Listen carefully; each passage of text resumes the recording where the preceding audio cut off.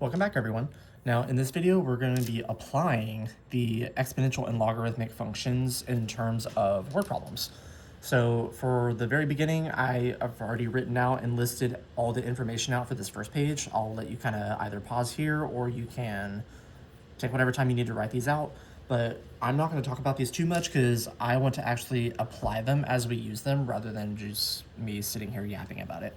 So looking at this very first one, so an account with an initial deposit of 5K pays 3% annual interest compounded monthly.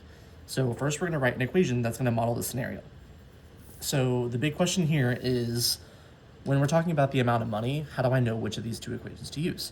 So we're looking to see the amount of times it's being compounded. So if I'm compounding continuously, I'm going to use the equation over here on the right side, and I call this equation good old PERT. Now, over here on the left side, I have this little demon equation. So this is your compound interest, or not, well, it's going to be interest in terms of if I'm compounding annually, biannually, semi-annually, quarterly, or however many times a year. So in the problem, if your problem says that you're compounding monthly, yearly, annually, or whatever, something along those lines, then you're going to use this demon equation over here on the left side. However, in the problem, if it says you're compounding continuously, that's when you're going to use good old PERT. So it'll say in the problem how you're compounding, so you know which equation to use. So initially, we're going to start with the equation. So with this, actually, I don't think I'll need that. So starting off, what we're going to be looking at is just using our equation to kind of do our setup. So I know the amount of money that we have is going to be equal to the principal amount, which is 5,000. And then it's going to be 1 plus the rate as a decimal, so 3% is going to be rewritten as 0.03, and then that's going to be over the number of compounding periods in a year. So if I'm compounding monthly within 1 year, that means I'm going to compound 12 times. And then that's going to be raised to the compounding periods times t, which is your variable. So this will be raised to the 12t. So we're going to be using this equation to help us with the next part. So how much money will the account have after each indicated time? So we're measuring our t-value in time, which is going to be measured in years. So if I have a t-value of 1 year, or rather if I have 1 year, the t-value will be measured in years, which is just going to be a t-value of 1. But if I have 18 months, I need to convert that to times of years. So in this case, 18 months is going to be 1.5 years. So that means your t-value is going to be 1.5. And then 2 years, it's already written in terms of years, so I'm going to leave it. 30 months is going to be 2.5 years. And then 5 years, we're going to leave it alone. And then 20 years, we're going to leave it alone. So now we want to figure out the total amount after each of these indicated periods of time. So a few different ways that you could do this. I already reset my calculator, so I'm going to start fresh. So I'm going to plug in my equation. So 5,000 parentheses 1 plus 0.03 divided by 12, and then raised to the 12 times 1. So if I want to find the value at 1, you're going to round it to 2 decimal places since we're dealing with money. Now, if you want to do a manual plug and chug, that is perfectly fine. But what I will say, what I think is much faster, is we're actually going to go to the graph. So I'm going to plug in my equation, so 5,000 parentheses 1 plus 0.03 divided by 12, and then raise this to the 12x, which is synonymous with 12t. So plug that in, and we're going to draw. And then, of course, we did a complete reset, so your window is going to be off. So to adjust the window, I'm going to press F3. And then I can't have negative time, so I'm just going to start at 0. In terms of maximum time, I'm going to refer back to my table. We have a maximum x value of 20. So I'm going to do 25 to give me some wiggle room. And then for your y min, well, we can have a low value of absolutely nothing in terms of money, which relatable. And then in terms of your y max, well, we're starting with 5,000. And we're going to be growing in terms of the amount of money. So this might be trial and error. I'm going to start with, let's do 15,000. That's 150. I can't count. So if I draw, that's a pretty good view of our graph. Okay, so what I'm going to do here to kind of speed run all these values here, I'm just going to do y-cals. So I'm going to press F5, F6 to toggle, and then F1 for a y-cal. And then if I type in an x value of 1 after 1 year, we're going to get the same amount that we just did if we did a manual plug and chug. So I'm going to write these values to 2 decimals. So this is going to be $5,152.08. And then if I do 1.5, then we're gonna have $5,229.85. So $5,229.85. And then same idea for the rest of these. So at 2 years, then $5,308.79. And then at 30 months, which is gonna translate to 2.5 years, so we're gonna have $5,388.92.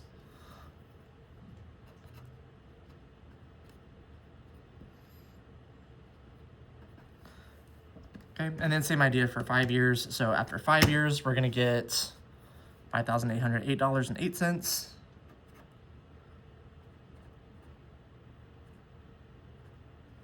And after 20 years, then we get $9,103.77. Whoops. Nope. Kind of messed that up a little bit, but it's okay. All right, so now for this next part, after how many years will the account accrue at least 15K? So with this problem, I'm gonna do this down here just in case. So we're gonna take our equation and we wanna know when is this over here gonna equal 15,000. So I'm gonna solve this equation for my t-value. So I'm gonna do 5,000 parentheses 1 plus 0.03 divided by 12 raised to the 12t. And I want to set this equal to 15,000. All right, so now here, I'm gonna solve this for t. So first thing is I need to isolate the exponential base value. So I need to get rid of this 5,000. So I'm gonna divide both sides by 5,000. I'm writing a little crooked, but it's fine. So this is gonna leave me with 1 plus 0.03 divided by 12 raised to the 12t. And then on the right side, 15,000 divided by 5,000, it's just gonna give you 3. Now, when you get here, I want to get my variable out of the exponent. So in order to do that, I'm going to convert from exponential form to log form. So I'm going to do my circle of life, or you can just take the log of both sides. It's really up to you. So if I do log of both sides, so that's going to be 12t is going to equal log base 1 plus 0.03 over 12 of 3. So really this is actually doing the circle of life, but it's okay. All right, and then when I get here, now I need to get rid of this 12, so I'm gonna divide both sides by 12. But really, instead of dividing, I like to multiply by the fraction. That's just me. Okay, so when I do this, then we're gonna be left with a t-value of 1/12 times log base 1 plus 0.03 divided by 12 of 3. So one thing to make note of is make sure that you can distinguish between your log base and your argument. If I can't tell which one is which, I would take points off for improper notation. So just wanted to make that note. So make sure your base is written as a subscript, and then make sure your argument is written on the same lateral level as your logarithm. Okay, now notice another thing. I didn't touch my calculator throughout this entire process. So hypothetically, we could put this on a no calculator section and just ask you for the exact form and say which of the following expressions is equivalent to when the account would accrue 15K. So something along those lines.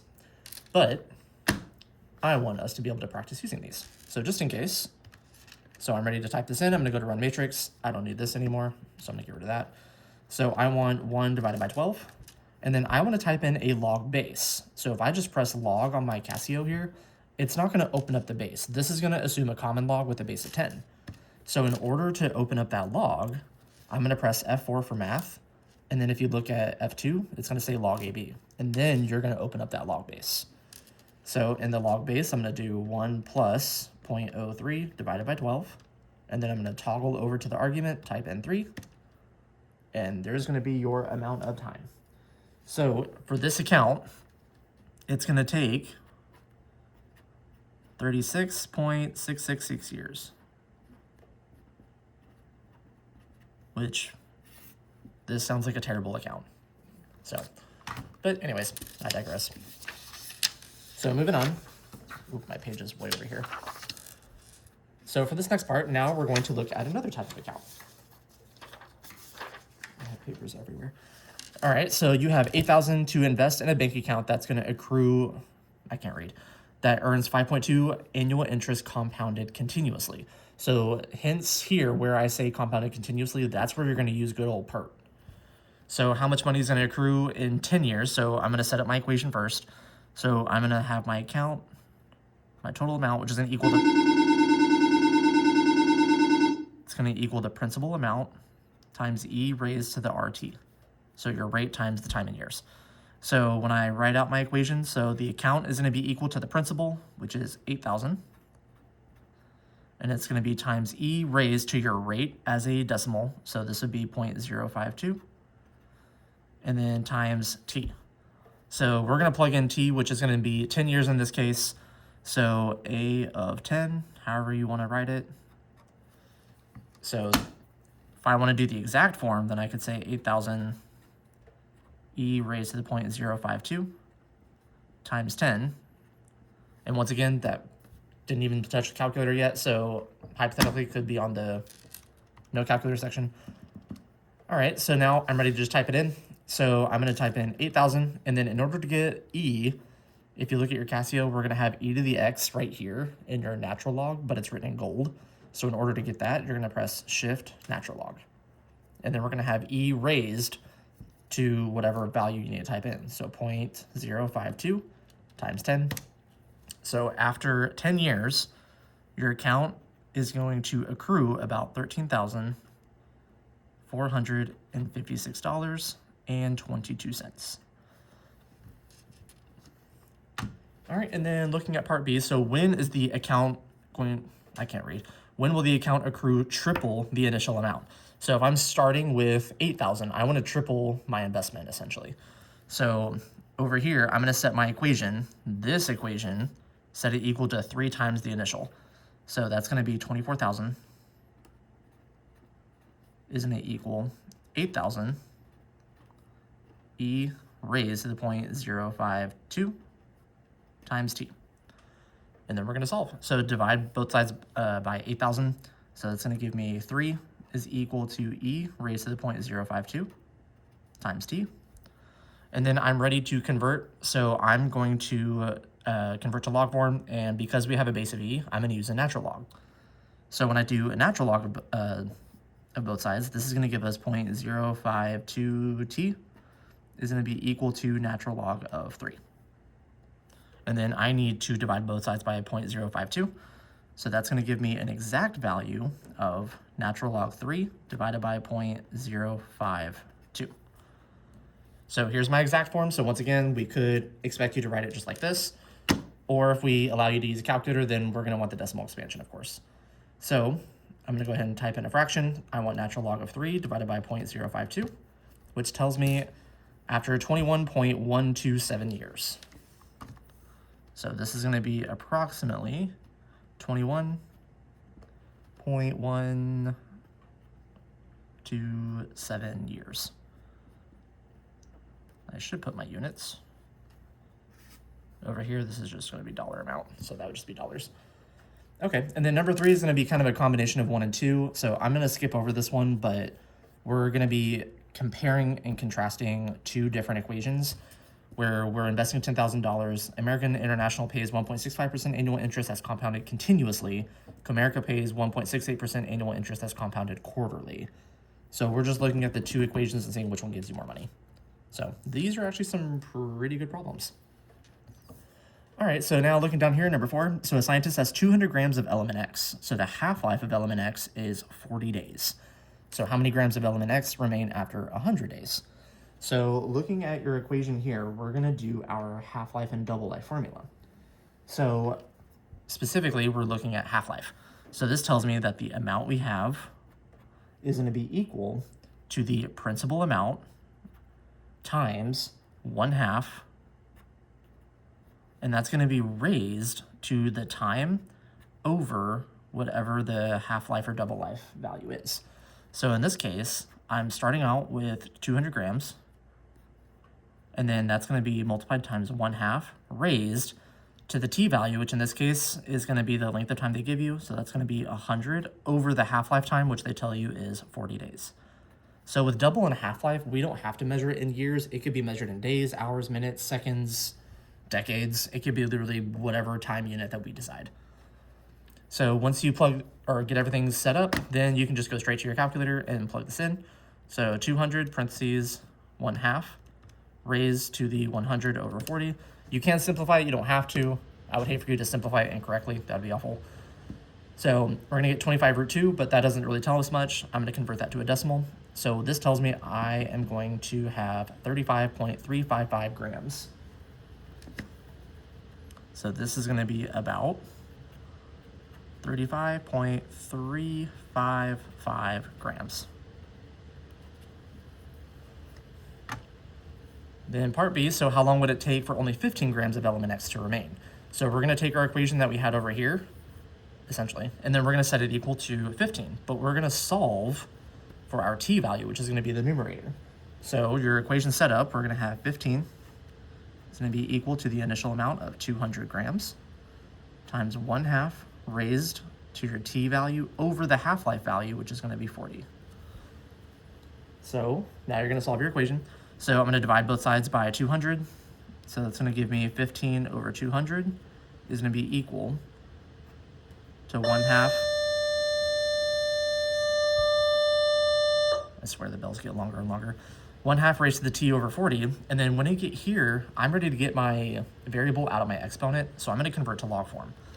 So I'm gonna do my circle of life. So I know I didn't show it before. So I'm gonna start with base 1/2, circle over to 15 over 200, and then circle back to the t over 40.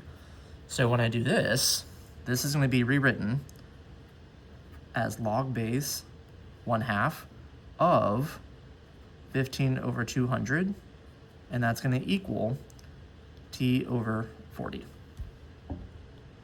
Then when I get here, I'm ready to multiply both sides by 40. So we're gonna have t is equal to 40 times log base 1/2 of 15 over 200. So once again, that's exact form, but we're gonna plug in and find our decimal approximation. So once again, we're gonna need a log base that's not 10. So I'm gonna have to press F4 and then F2 when I get there. So 40, then log base of 1/2, which you can also type in 0.5. And then that's gonna be 15 over 200 in the argument. So that's gonna take about 149.479 days. So 149.479 days. 479. I can't even copyright. Everything's fine. So there is your half-life. So let's move on. So the next one's a double life. It's the same idea. It's just instead of a 1/2 in the base, you're gonna write a 2. The same idea. So looking at the next part, so newlyweds are looking to purchase a house in Coppell, Texas, listed at $1,095,998 to put their future children through the public school system in Coppell ISD. The newlyweds, oh my God. The newlyweds currently have $150,000 saved up for an initial down payment on the house in a money market account with an interest rate of 8.2%. So if the newlyweds wish to purchase the house outright with no financing, how long will it take for the couple to be able to afford the house? So for any of you Coppell peeps, this is a real listing. I did not just make that number up. I saw that listing and I was like, I'm gonna use this, because why not? And unfortunately, that's not even the most expensive listing I found. So I was like, let's use some actual real life numbers. So starting off, so if the newlyweds wish to purchase the house outright with no financing, how long is it going to take for the couple to be able to afford? So we're going to start with your equation setup, but we got to know which equation to use. So in this case, notice how we didn't mention anything about compounding. So if there's no compounding mentioned, that means we're going to actually treat this as an exponential growth and decay. So no compounding. I'm just going to write this as a little side note.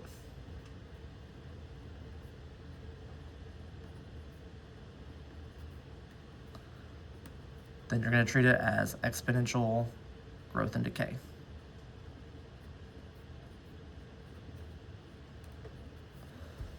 So with your equation set up, we're actually going to use the equation. Your A value, the amount that we have, is going to be the principal. 1 plus or minus the rate raised to the t. Now, in this case, we're talking about a money market account that's going to accrue money. So that means we're going to do 1 plus the rate. So when I plug in my equation, we're going to have their down payment that they have is 150,000. And then 1 plus the rate, since we're accruing money. So it's 8.2%, so that's going to be 0.082%, or 0.082 actually, and then raised to the t. So I want to know when they could just outright buy the house. So I'm going to set my equation equal to that garbage number. So 1,000, not 1,000, I can't read, 1,095,998 is going to be equal to 150,000.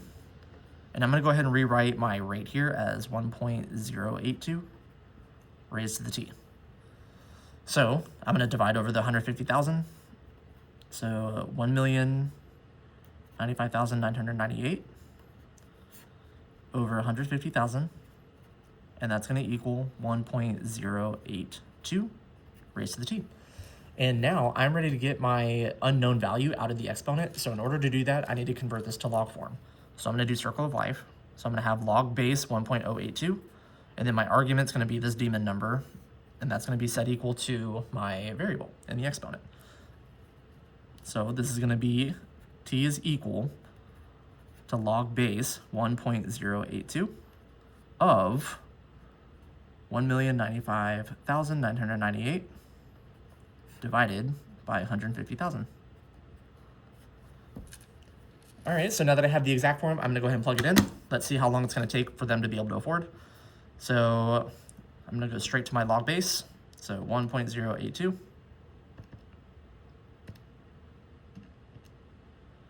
Calculator's really laggy. Okay, and then 1,095,998, all divided by 150,000. So it's gonna take them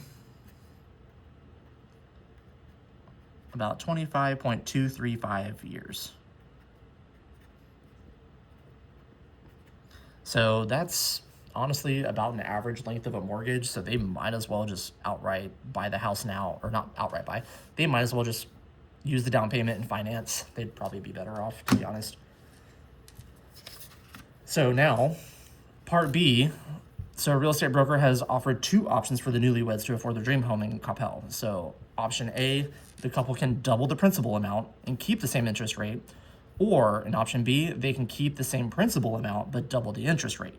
They want to know which of the following is going to allow them to be able to afford the house sooner rather than later. So with this one, I like to set up 2 columns. So we're going to have option A. I cannot spell. Option A, and then option B.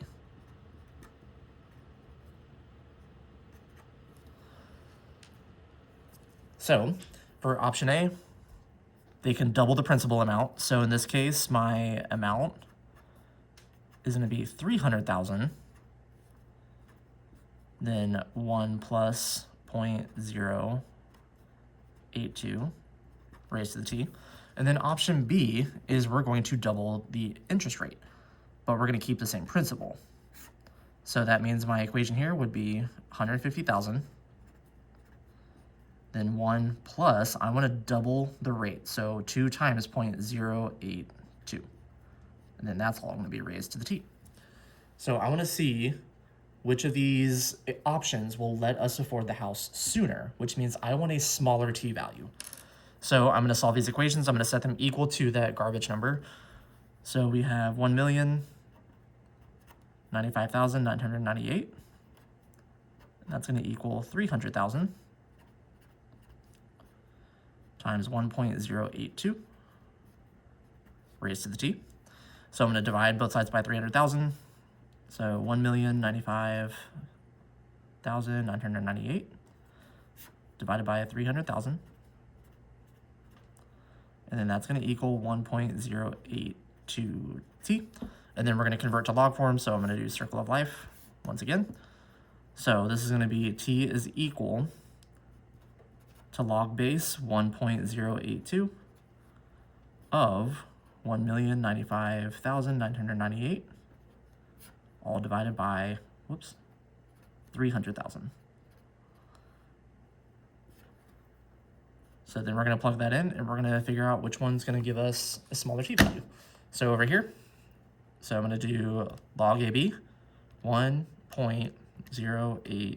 I don't know why my calculator's being so laggy. Okay, and then that's going to be 1,095,998 divided by 300,000. So that means we're going to be able to afford, or I wish me, but this couple will be able to afford the house in about 16.44 years,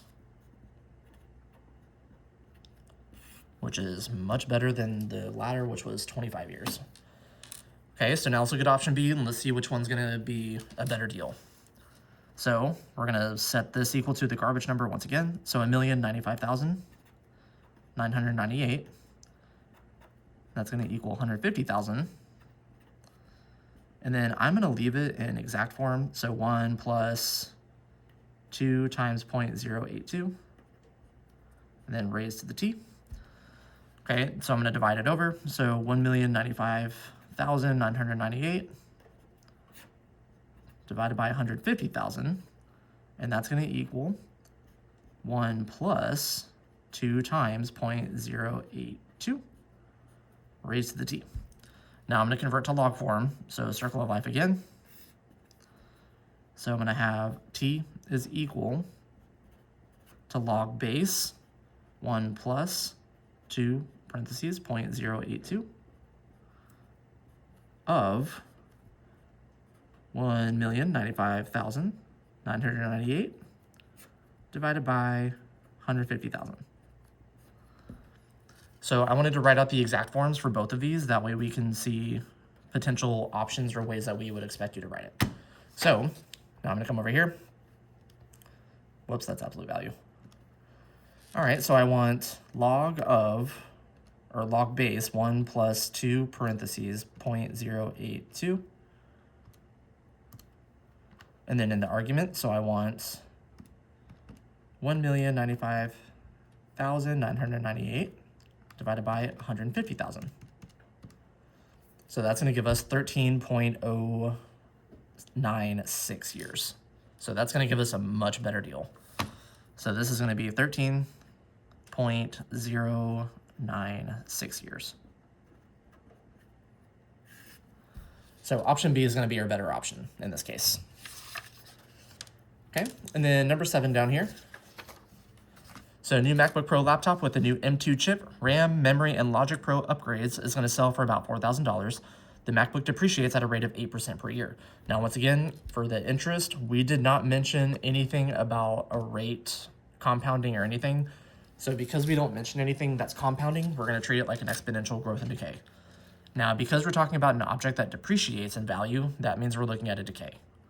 So the first option, or first thing that we're going to do is write an equation. So we're going to start with the principal amount. So y equals 4,000. And then I'm going to do 1 minus our rate, which is 8%, so minus 0.08. And then that's going to be raised to the t. Now, I could also write this as 4,000 and then 0.92 raised to the t. So be prepared for either one of these. Now, I will say with AP, we could do a lot of different wording and verbiage on how we could read or interpret these. So like we could, if I look at the equation over here on the left side, we can lose 8% of our value per year. Or on the flip side, I could say we retain 92% of our value per year. So you've got to be careful with how we write out the descriptions for these. So now I want to know what's the MacBook worth after 5 years. So you just plug in 5 for your t value. And then for part C, you're going to convert months to years and then plug that in for your t value. And then down here, you're looking for how long will it take the MacBook to be worth half of its retail price. So half of 4,000, I'm going to take my equation. And we're going to set it equal to half of it, which is 2,000. So 4,000 parentheses 0.92 raised to the t. And then you're going to solve for your t value, just using the same process that we've done before. Okay. So now looking down here at the next, but also somewhat last problem. So I'm going to give you guys a minute or so, pause, read all this information over here, and I'm going to give you the gist of it. So what's happening is we're going to look at this data up here, so specifically at this graph. So if I look at the x value, we're looking at church size, and if I look at the y-axis here, the y values, we're looking at the average salary of a pastor that runs a specific type of church, or a specific size of church. So in all this 20,000 words dissertation over here, so in all this, they do tell you that we're going to follow a logarithmic curve, and it's going to mention the logarithmic function models. So within these problems, we're going to give you two specific models. So we have y equals a plus b natural log of x, but we've also got y equals a plus b log of x, whether we're using a common log or a natural log. Now I will say, if we have a natural log, we can do this regression in the calculator. However, if we ever tell you to do a regression with a common log as your base, then this regression we will have to do by hand, which you'll see in the next lesson. So just to give you an idea, so the table gives the data from the graph at the beginning of the notes related to church size and the average salaries for pastors in the United States. So the church size, which is P, the average salary, which is S of P, and thousands of dollars. So you're going to use the regression capabilities of a graphing calculator to find the logarithmic function model of the data in the form S of P equals A plus B natural log P, where P represents the church size and S is the average pastor salary in thousands of dollars. So I want to be able to go to my calculator and plug in all this data. So in order to do that, I'm going to go to menu and go over to statistics, and I want to plug in all this data. So here we're going to have 75, 120, 250, 300, 450, 650, 900, 1500, 2500, and 5000. And then the salary of these church sizes for the pastor is going to be 42,000, 58,000, then 70,000, 79,000, 88,000, 95,000, 110,000, 125,000, 138,000, and 175,000. Okay, so now I'm ready to do a regression. I'm going to do a logarithmic regression, so I'm going to press calculate, which is F2, and then I want regression, which is F3. Now I'm looking for logarithmic, so I don't see it on the first screen, so I'm going to press F6 to toggle, and I want to do a logarithmic regression. Now be very careful here, because when you're doing a logarithmic regression, they say log as a common log, but when you press the logarithmic regression, take special note of the log model that they use at the bottom. It's using a natural log. So even though the description of it in the Casio is a common log, in the actual model itself, we're using a natural log. So be very careful of that. So now that I have my equation, I'm ready to write my model. So we're going to round it to 3 decimal places in this case. So I'm going to do S of P. So the salary with regards to size is going to be, make sure I can read, negative 91.542. Then plus 29.909 natural log of P. So make sure you're being consistent with the variables that they actually give you. They even give you the model up here. So just be consistent that you're using the equation that they give. Now, in part B, so using the model found in part A, what's the predicted annual salary in thousands of dollars for a pastor whose church size is 500 people? So I want to know what is the Y value, knowing that the church size is 500. So we're not given that value up here, even though this is your observed data, but we want to predict. So anytime we mention predict, we're going to use the model. So on my calculator, I'm going to copy this equation over, and you're going to pick and choose where you want to put it in your calculator. So I'm going to type over this equation, press enter. Then when I go to graph, it's right there waiting for me with all of the decimal values in all of its glory. So remember, you need to toggle it on. By default, it's going to be off. And then draw. So this is using the window that we did for the very first problem, so I need to adjust my window. So I'm going to press F3, and then F3 just to get a standard view. Now to get your window, I'm going to reference my data. So the biggest X value I have is 5,000. So I'm going to go from 0 to, let's say, 5,500 to give you some wiggle room. And then for the Y values, my biggest Y value here is 175. So I'm going to give myself some wiggle room. I'm going to do 200. So I'm going to press exit and then draw. That is a pretty good view of our graph.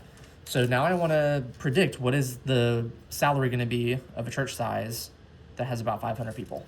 So I'm going to do a Y cal. So F5, F6, F1, type in 500.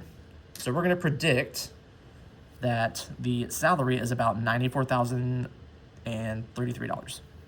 Well, thousands. I can't read. Okay, so over here, the way that you're going to write this, so S of P is going to be equal, actually it should be approximate, so $94.33 thousand. But the problem already mentions that it's going to be in thousands of dollars, so we're good like this. Or if you want to be specific, you can say $94,330 if you want to round to the nearest dollar. So it'd be something like that. All right, and then part C, this is kind of the big kahuna. Where's more paper? All right, so now you're going to find the average rate of change over the interval from 250 to 2,500. And then you're going to use the average rate of change to predict the salary of a pastor whose church size is 1,000 and 5,000 respectively. And then we're going to determine if the average rate of change is an overestimate or an underestimate. So I'm going to essentially do this one almost entirely in the calculator. So the first thing that we need to find is actually going to be the average rate of change. So with your average rate of change,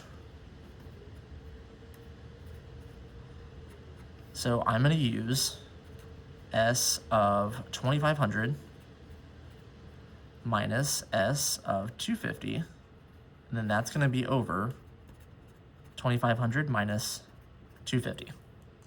Now we're going to pull the output values directly from your table up here. So I know the output at 2,500 is going to be a 138, and I know the output at 250 is going to be 70. So I'm going to rewrite this with my values plugged in. So I'm going to rewrite this as 138 minus 70 over 2,500 minus 250. So when I get here, I'm just going to go to run matrix, and I'm going to just type it in. So 138 minus 70 all over 2,500 minus 250. And that's going to give us an average rate of change of 34 over 1125,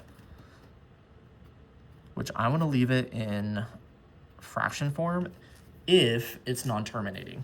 So if it is terminating, then you can use the decimal, but let's see. If I press the decimal, it's non-terminating, which means I need to use the fraction to keep it as exact as possible. Okay, so the next part is I want to write an equation to model my average rate of change that's going to pass through these specific points. So if I have my slope, which is my average rate of change, and I have 2 points that are not the y-intercept, I'm going to use point slope form. So y minus y1 is equal to m times x minus x1. So when you get here, I'm going to plug in one of the points. It does not matter which one I use, but I'm going to use the 250 because it's going to have smaller numbers than the other one. So I'm going to do y minus 70 is going to equal my average rate of change, which is 34 over 1125, times x minus 250. And now for your equation, in order to plug it in our calculator, we just need a y equals equation. You don't need to distribute or rewrite the right side at all. It does not matter what's happening on the other side of the equal sign. So long as it's a y equals equation, we're golden. So I'm going to add the 70 over. So this is going to be 34 over 1,125, parentheses x minus 250, and then plus 70. So now what I'm going to do is on my calculator, I'm going to go to my graph function. And then in y1, I'm going to type in my model, which is going to be a plus b natural log of x. I'm going to go ahead and write it in terms of x since we're about to plug it in on the calculator, which is going to use a variable of x. And then in y2, I want to plug in my average rate of change equation. So that's going to be 34 over 1,125, parentheses x minus 250, and then plus 70. Okay, and then additionally over here, we want to know what's happening at 1,000 and 5,000. So those are going to be x values. So what I want to do is I want to type in x equals equations. So I'm going to have an x equals equation for my third entry and an x equals equation for my fourth entry. So at x3, I'm going to type in x value of 1,000, and then at x4, I'm going to type in 5,000. So this is what I want to now type in, and we're going to look at the graph. So I'm going to go to my menu, go down to graph, So I already have my equation model plugged in here, so I'm good. So I'm ready to go ahead and just type in my average rate of change equation. So 34 divided by 1,125, x minus 250 plus 70. So if I graph this, now we have a really good visual of our average rate of change. So now I'm also, whoops, nope, go back to graph. Now I need to type in x equals equations. So to type in x equals equations, I'm going to reference type on my calculator. So if I press F3 for type, we have rectangular, which is y equals, we have r equals, which is polar, we have parametric, which is F3, and then if you look at F4, that's an x equals equation. So I want to type in an x equals, so I'm going to press F4, and it's going to change all of our blank entries to x equals equations. So it left my first two alone since they're occupied. So for x3, I'm going to type in 1,000. And then for x4, I'm going to type in 5,000. And then I'm going to draw. Okay, so I can see what's happening pretty nicely over here on the left side at 1,000, but I can't see really what's happening very well over at 5,000, so I'm going to adjust my y max. So if I press F3, I'm going to go down to y max. Let's adjust this to make it 300, see if that's enough. Might be trial and error. Perfect. So when I look here, if I look at 1,000, the model is going to follow the blue curve, but we're going to use the average rate of change, and we're going to look in regards to the model.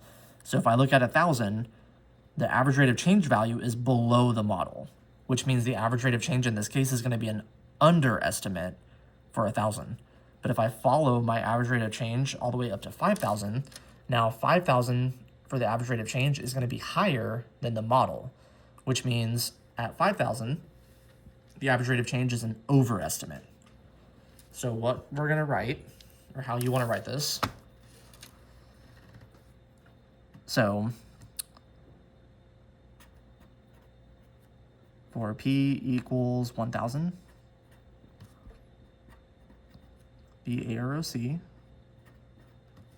gives an underestimate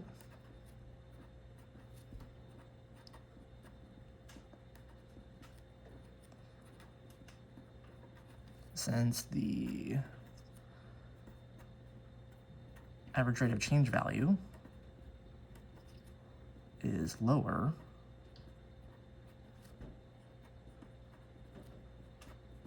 than the log model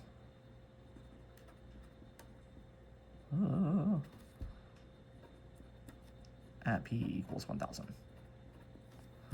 So for p equals 1,000, the average rate of change gives an underestimate since the average rate of change value is lower than the log model's value. Whoops, there should be value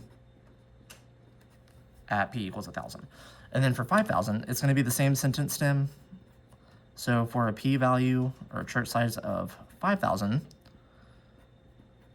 the average rate of change is going to give, or gives, an overestimate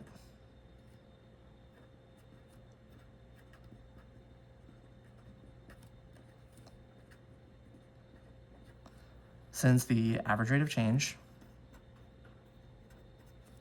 value is higher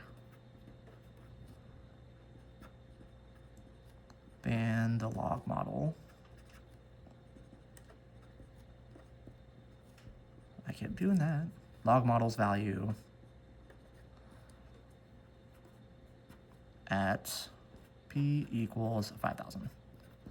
So when we get to residuals and residual plots in a future lesson, which is actually probably coming up really soon, we're going to have a much better way, or a much more mathematical, a more precise way to write this.